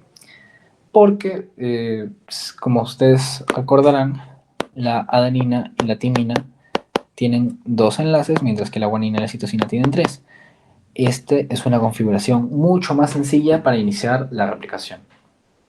Si es que iniciara con esta, sería muchísimo más difícil para la helicasa en un principio pueda romper los enlaces, ¿no? Son más fáciles de romper las uniones de adenina y timina en vez de las uniones de guanina y citosina. Ya. Pero esto solamente es un marcador, digamos, un complejo marcador del origen. ¿Sí? Va a marcar el origen. ¿Y cuál va a ser su función? Bueno, este complejo de reconocimiento del origen va a utilizar ATP. ¿Sí? Va a utilizar ATP. Y este ATP va a utilizar ATP para reclutar, para llamar a una proteína llamada CDC6. ¿Sí? ¿Está todo claro? Ok. CDC6 va a ser llamada por ese complejo de reconocimiento del origen mediante una hidrólisis de ATP. Ya. Y, a su vez, esta proteína, que también va a pertenecer a la misma familia que ORC, o sea, que va a también ser una ATPasa, va a reclutar, lo voy a poner con otro color, va a reclutar a MCM27, que como recordamos es el nombre de la helicasa, ¿no? Va a reclutar a 2 copias de la helicasa mediante también hidrólisis de ATP. ¿Sí? Este primero va a hidrolizar ATP, va a llamar a CDC6 y va a permitir que hidrolice ATP para llamar a la helicasa. Todo este proceso está resumido aquí. De nuevo, entonces, el complejo de reconocimiento del origen trae CDC6 mediante una hidrólisis de ATP. Luego, después de esta hidrólisis de ATP, CDC6 va a llamar a CDT1, que va a ser el cargador, y CDT1 va a traer la helicasa. ¿Ya? ¿Correcto? ¿Sí? Va a llamar al cargador de MSM. Porque claro, esta no se puede transportar solita. Necesita un cargador, que es CDT1. Y CDT1 va a ir junto a MCM27. Todas estas van en conjunto. Listo. Esa es solamente la formación del complejo prereplicativo. ¿Ya? Ahora, la activación del complejo prereplicativo ahora sí va a ocurrir en este punto de control que ya les mencioné al inicio. Entonces, para que se active este complejo prereplicativo, para que se active la helicasa, que es lo principal, esto se tiene que activar, porque por sí sola, como vimos, no funciona, es inerte, pues vamos a dar un poco de contexto para ello. En el paso de cualquier tipo de etapa del ciclo celular, a ver, vamos a poner acá G1, vamos a poner S, vamos a poner G2 y ahí nada más. O bueno, M también, ¿no? No sé por qué sale así, voy a copiarlo por acá. Listo. Para que pase de G1 a S, van a tener que sintetizarse va a tener que aumentarse la expresión de unos genes específicos para que pueda pasar. Y por lo tanto va a tener que aumentar el número de proteínas esenciales para este paso. En este caso serían las ciclinas DEAB, A, ¿sí? Las ciclinas A. Para que pase de aquí a acá, tiene que haber la inducción de la expresión de las ciclinas A. En estas ciclinas A van a unirse a su quinasa dependiente de ciclina específica, que sería la CDK2. La CDK2 se va a encargar de fosforilar al ORC, ¿sí? Va a fosforilar al ORC. Este fosfato fue transferido por la CDK2 en conjunto a su ciclina que la activa, la ciclina A. ¿Ya? Y así pues, inactivándolos, y bueno, este también, la fosforiló también aquí, lo fosforiló también aquí. Ya, una vez fosforilándolos después, se van a disociar del complejo. Este se va a disociar del complejo, se va a ir.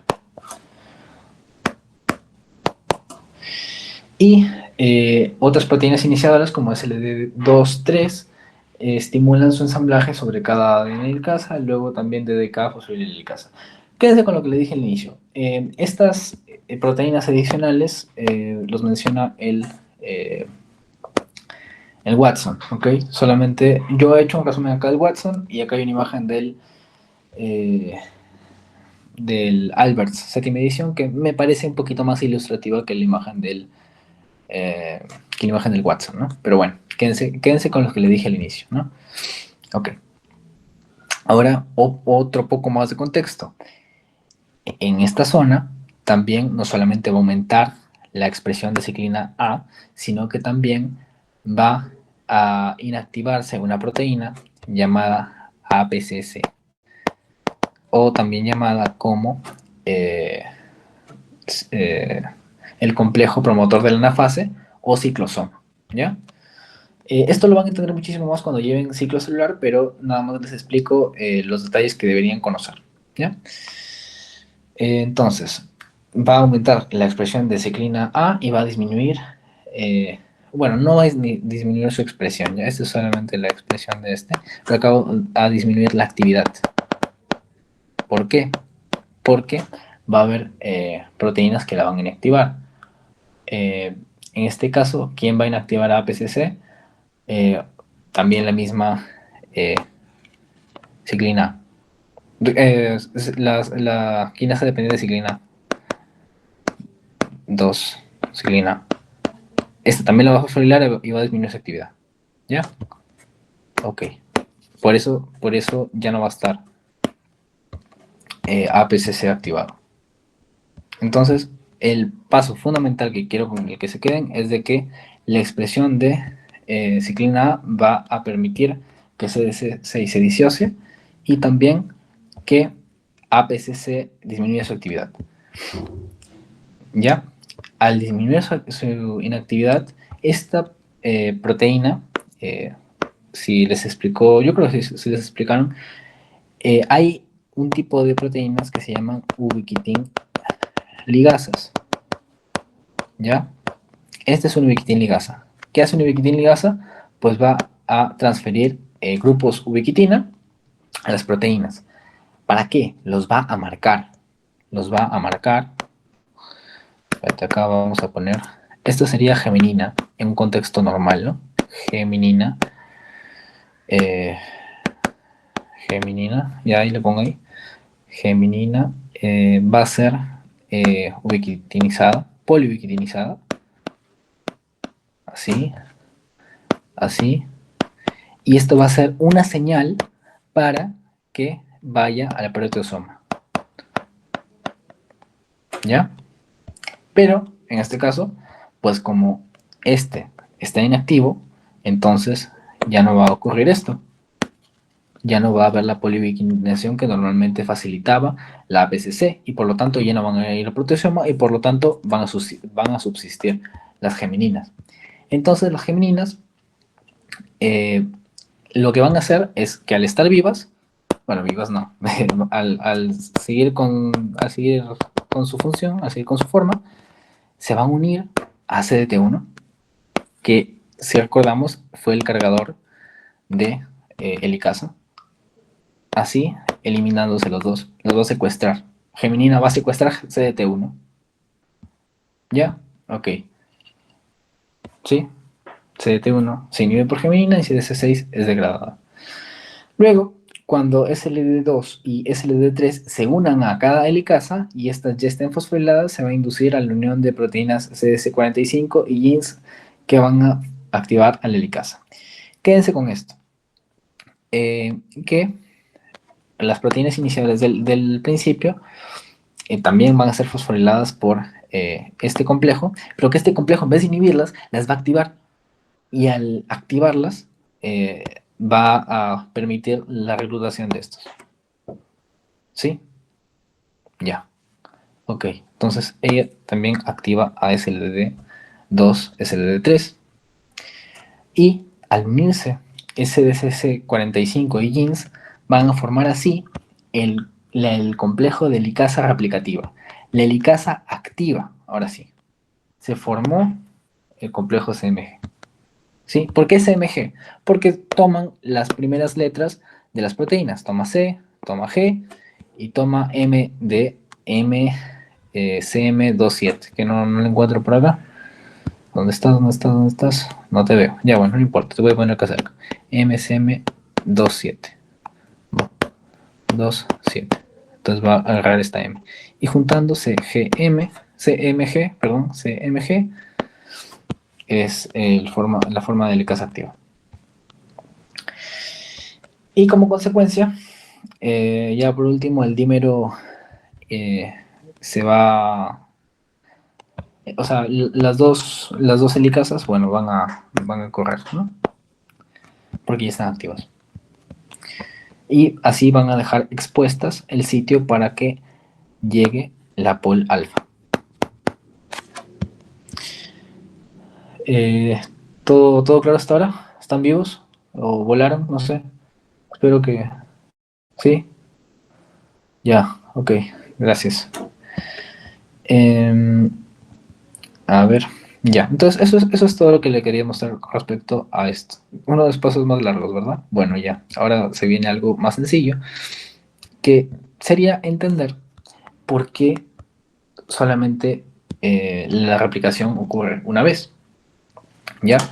Esta es una imagen de Watson también referida al ciclo celular. Y en este caso, vamos a ver que la helicasa eh, se va a cargar una sola vez porque, como ya vimos, estas proteínas, las ciclinas A, la expresión de ciclinas A, son específicas de ese paso de G1 a S. No ocurre en otro sitio. Como no ocurre en otro sitio del ciclo celular, es por lo tanto en el que se da solamente una vez. ¿Sí? Eso es lo que quiere decir. Es decir, eh, que en ese hay una activación, o sea, que en... A ver, de nuevo.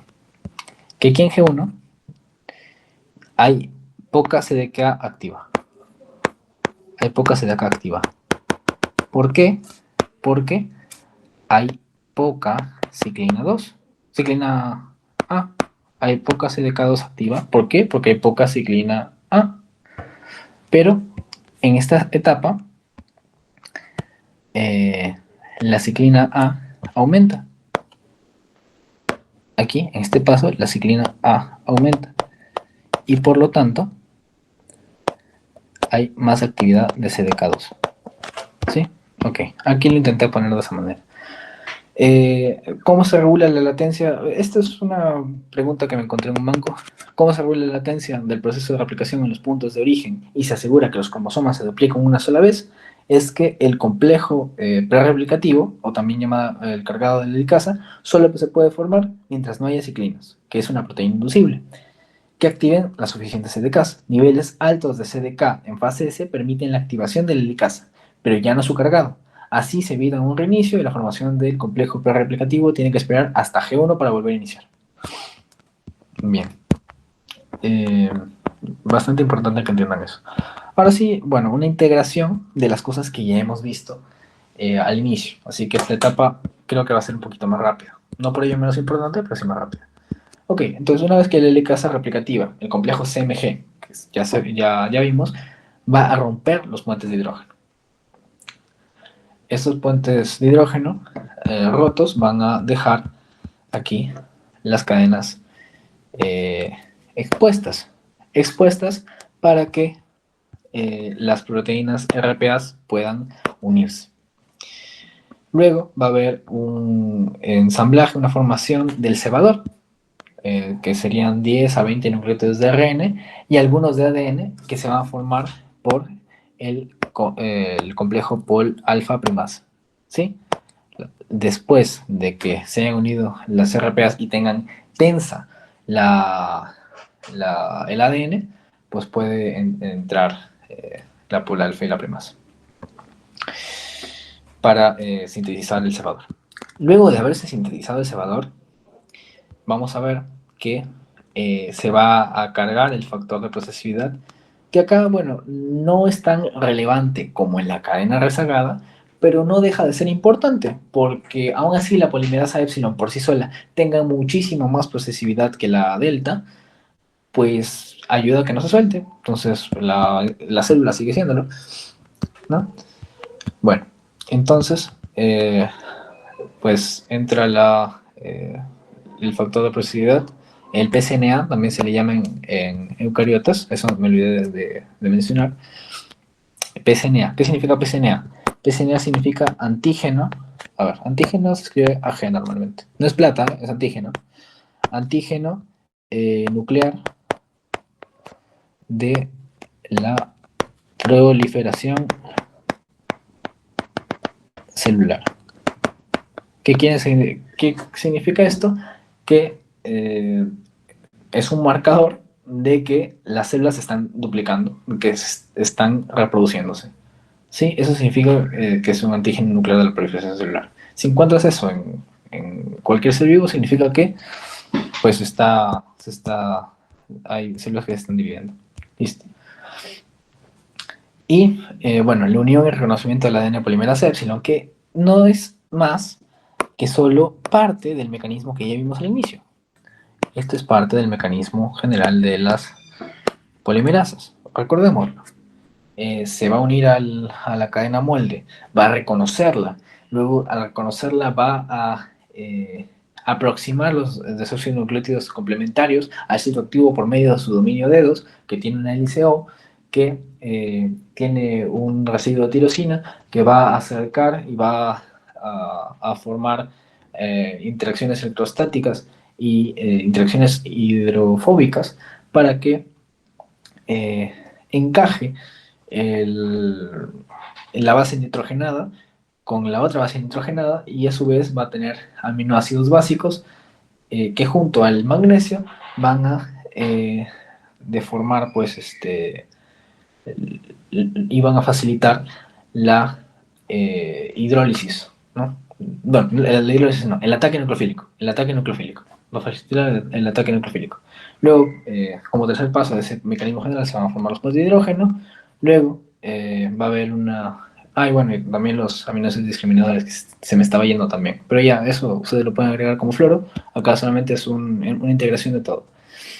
Eh, la hidrólisis y liberación del pirofosfato inorgánico, la formación del enlace fosfodiéster, la relajación de dedos, la translocación del siguiente nucleótido y el centro activo de la polimerasa epsilon está preparado para recibir otro desoxinucleócido trifosfato. ¿Alguien ha puesto algo en el chat? No, listo. Y por último, si pueden agregar que va a haber topoisomerasas, acá sería bueno que aclaren detrás de la horquilla de replicación que van a relajar y van a liberar, no van a mantener, no van a mantener, no van a mantener, van a liberar el superenrollamiento del ADN, ¿no? Si quieren pueden ponerlo. Esta es una estructura sencilla como para que puedan tener una idea para ponerlo en su práctico o en su pasito o en lo que necesiten, ¿no? Es una idea de cómo podrían ponerlo. Y acá una idea de cómo podrían esquematizarlo. Esta es una imagen de el Albert séptima edición, que sí, también está en inglés, pero bueno, se entiende. Y estoy hablando en este caso, en esta imagen, de todo este hebra. ¿Sí? De solamente este hebra estoy hablando. En todo este proceso estoy hablando de esto. Ya, ok. Luego, la elongación de la cadena rezagada. Esta es mucho más interesante, yo creo que les pueden preguntar más esta. La elongación de la cadena rezagada, pues, va a iniciar de una manera distinta, pues, ¿no? El complejo polimerasa alfa, ADN polimerasa alfa primasa, va a sintetizar cebadores de ARN, aproximadamente 10 nucleótidos, pero en intervalos de 100 a 200 nucleótidos. ¿Ya? ¿Eso qué quiere decir? La formación saltacional del cebador, que ya les dije, acá arriba, ¿no? Va a llegar la por alfa desde el extremo 5 y va a sintetizar sus primeros fragmentos de nucleótidos de ARN. Va a haber un cargado del factor de plasticidad del PCNA, que ahora sí es mucho más relevante, mucho más relevante. Y va a haber una unión y el reconocimiento de la pol delta, ¿no? Bueno, de nuevo, ¿no? Esto sería parte ya del mecanismo ya hablado, que es general e inherente a toda polimerasa, ¿ya? Incluso a la ARN polimerasa también incluye, solamente que, claro, sus elementos cambian un poco, pero es lo mismo. Ya, lo que sí no es inherente a cualquier polimerasa es esto. ¿Qué pasa? Que la pol delta, como ya dije, es menos procesiva. Entonces, se va a desprender del ADN y otra pol delta va a tener que sintetizar un nuevo fragmento de Okazaki en otro lado, retrocediendo en la misma dirección, 5', 3' desde el cebador que puso la alfa. Ok. Luego, las nucleasas RNasa y FEN1 rompen los enlaces entre nucleótidos de ARN y los enlaces de ARN-ADN respectivamente, ¿no? Lo que les había detallado arriba. Ahora estoy desarrollando esta hebra de aquí. Si es que quisieran que les dibujen, podrían dibujar esto. Y por último, después de que estas actuaran, removiendo esto, removiendo los valores de la polimerasa alfa, la ADN ligasa va a pegar los fragmentos de Okazaki. Y acá, bueno, acá pueden ver otra imagen en la cual hay un relevo de la función de la ADN polimerasa de la ADN polimerasa alfa primasa. Primero ella va a sintetizar el cebador y luego otra la va a sustituir, ¿no? Luego esta se va a salir y así, ¿no? Eso también le pueden dibujar y acá más detalladamente cómo ocurre. Listo, ya estamos acabando. Ya solamente quedaría hablar de la duplicación de histonas y de la terminación. La duplicación de histonas, pues es el proceso por el cual se van a ensamblar nuevos nucleosomas durante la replicación para el ADN que se acaba de sintetizar.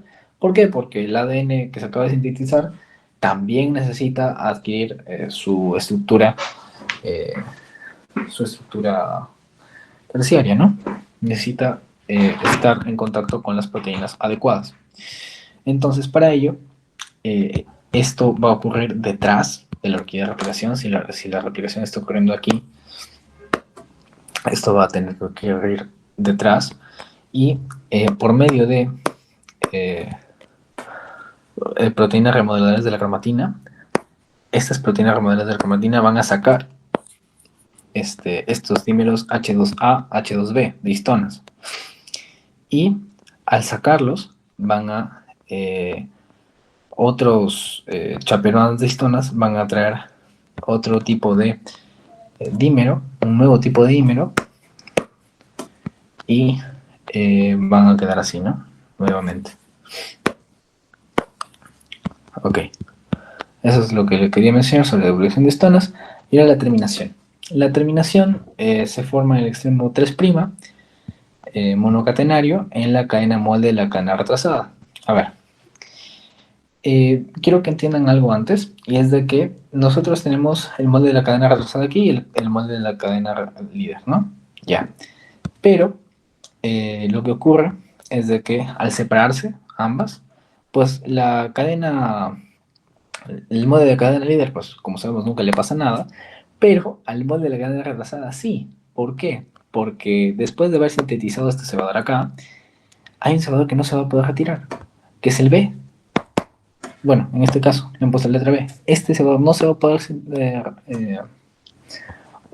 retirar y poner ADN en su lugar. ¿Por qué? Porque no tendría un cebador. O sea, tenemos en cuenta de que este extremo es 5', este extremo es 3', ¿no? Entonces acá no se puede sintetizar así. No puede sintetizarse así. Entonces, queda vacío. Y por lo tanto, es como que los extremos finales de los telómeros se estarían disminuyendo cada vez más. Los extremos finales de los cromosomas estarían disminuyendo cada vez más.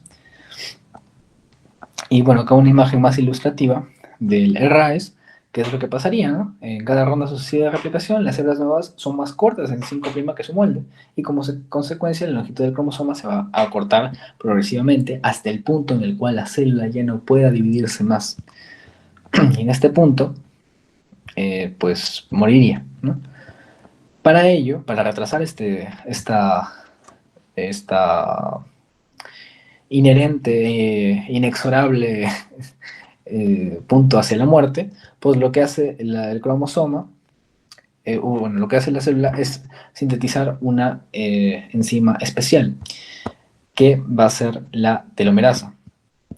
O sea, porque imagínense de que en que este sección B hay genes importantes para la subsistencia de la célula. Entonces, si es que hubiera ahí, pues la célula moriría inmediatamente. Entonces, lo que va a hacer la célula para protegerse es armar un montón de moldes eh, un montón de plantillas de ADN sin significado alguno, que serían estas, TGGGG, para proteger a los lugares que sí importan o que sí tienen genes que van a dar un producto útil a la célula. Entonces, el componente proteico de la telomerasa, que se llama TERT, va a utilizar un molde de ARN, este molde de aquí, y para hacer una transcripción inversa al ADN. Es decir, ¿por qué? Porque a partir de ARN va a sintetizar ADN. Eso es una transcripción inversa. Y mediante este mecanismo, pues se va a poder elongar el extremo 3' monocatenario para que una polimerasa complete la cadena retrasada, ¿no? Acá estaría la ADN pol alfa, que sería la encargada de completar este espacio, ¿sí? Y bueno, acá también una ligasa que tendría que completar el espacio entre ellos, ¿no? Bien, al final, después de haber sintetizado esta cola, lo que le va a permitir es de que al final estos telómeros recién sintetizados formen una estructura de lazo que se va a denominar lazo T. T, ¿por qué? Porque está en los telómeros. No porque tenga forma de T, porque no tiene forma de T. Y en la que el extremo 3' monocatenario haría una triple hélice con una porción interna del ADN y se va a encontrar protegido por diversas proteínas. Va a haber aquí una invasión monocatenaria, ¿sí? Esta hélice va a ser así. Bueno, este segmento va a ser así. Y este segmento de acá se va a levantar y va a ser así. Así formando el asa T. Y así protegiéndose de ser cortado alguno de estos segmentos, ¿no? Más allá de solamente la replicación desigual que tenga. Y un mecanismo muy interesante que resalta el Watson es que cada vez que se unen más proteínas en su extremo terminal del cromosoma, se está acabando con la función de esa telomerasa. Se le está avisando, es como una retroalimentación negativa de que su función ya acabó, ya terminó. Ok, y por último, la replicación del ADN mitocondrial. Que bueno, no suele venir mucho. Aquí he notado algunas cosas, pero lo que yo creo que sí deberían saber más allá del proceso, porque la verdad que no preguntan mucho, sino que en su momento yo hice este resumen porque me gustó leerlo, pero lo que sí les debería importar es de que la replicación mitocondrial es distinta. ¿Por qué? Acá tenemos el genoma entero, no un segmento, el genoma entero de cómo es el ADN mitocondrial. El ADN mitocondrial tiene 3 zonas destacables, una cadena H, que se llama H porque es pesada, porque tiene un montón de guaninas, ¿no? Que si recordamos son purinas y por lo tanto son más pesadas porque tienen un anillo exocíclico y un anillo metacíclico, ¿no? Y una cadena L que estaría conformada por muchas citosinas, ¿no? O en su mayoría citosinas, que pues son menos pesadas y formarían, porque son pirimidinas y solamente es un anillo hexamérico. Listo. Ahora, la otra zona, o el otro segmento importante, es la asa B. Esta asa B determina dónde va a ser el origen de la replicación, dónde va a ser la región reguladora y dónde va a ser el origen de la transcripción de las hebras, ¿sí? Tanto de la cadena H como de la cadena L. ¿Ya? Y va a ser, esta replicación tiene 3 características fundamentales. Va a ser no simultánea. ¿Por qué? Porque va a iniciar desde la cadena L. Primero se va a sintetizar la cadena L y luego se va a sintetizar la cadena H. No van a ser a la vez. La L y la H se van a sintetizar a la vez. No. Primero es la L y luego va a ser la H. Luego, es unidireccional. ¿Por qué? Porque no se abre en más de un sentido. Como repito, solamente va en esta dirección y por lo tanto la horquilla no se abre en más de un sentido, solamente se abre así. Es continua porque en ningún momento se pausa y no hay estos retrocesos saltacionales como que realizaba la polimerasa alfa. ¿Ya? Estos son los detalles. Acá detalle un poco más cómo se realiza el proceso, que si quieren lo pueden investigar. Y acá está un cuadrito resumen de los tres tipos de replicación en el genoma. Entonces, bueno, muchísimas gracias. Cualquier cosa, pues, estamos en contacto. Gracias, Wilson, por